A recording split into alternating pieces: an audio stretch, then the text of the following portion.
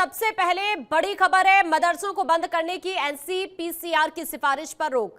केंद्र और राज्यों की परिणामी कार्रवाई पर भी रोक लगा दी गई है। सुप्रीम कोर्ट ने मदरसों को बंद करने की सिफारिश पर रोक लगा दी है। दरअसल इससे पहले आपको ये बताएं कि एनसीपीसीआर ने मदरसों की पढ़ाई को लेकर कई सवाल उठाए पिछले दिनों, और इसके बाद एनसीपीसीआर ने केंद्र सरकार और राज्य सरकारों को एक पत्र लिखकर मदरसों का फंड न देने की सिफारिश भी की थी।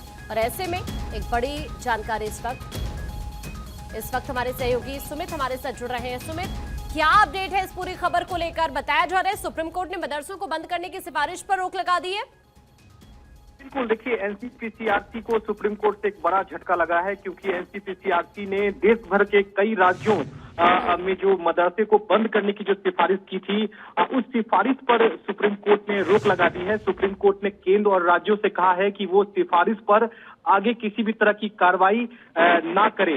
इसके साथ ही सुप्रीम कोर्ट ने सभी राज्यों और केंद्र शासित प्रदेश को नोटिस जारी कर जवाब मांगा है।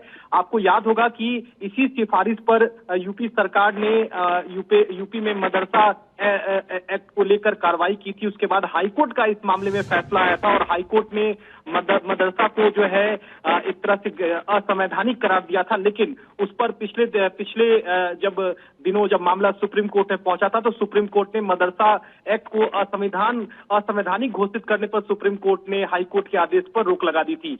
लेकिन आज जब सुप्रीम कोर्ट को जमीयत उलेमा हिंद के वकील ने सुप्रीम कोर्ट को बताया कि जो एनसीपीसीआरसी ने जो सिफारिश की है उसमें यूपी और त्रिपुरा राज्य को ये सिफारिश भेजी थी, लेकिन पूरे देश में इसे लागू किया जाना चाहिए, यानी कि सभी राज्यों सरकारों को ये कहा जाना चाहिए कि सिफारिश को लागू ना करे।